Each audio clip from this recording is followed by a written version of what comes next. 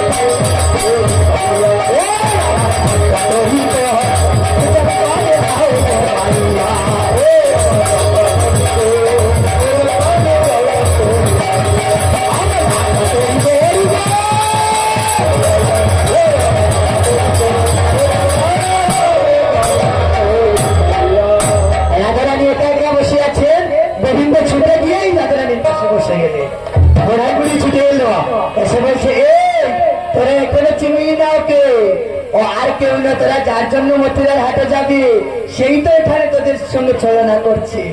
গোবিন্দ রাধারানীকে বামে নিলে এই যমুনার মধ্যে গোবিন্দ সেই নাবিকে বেশ আপনার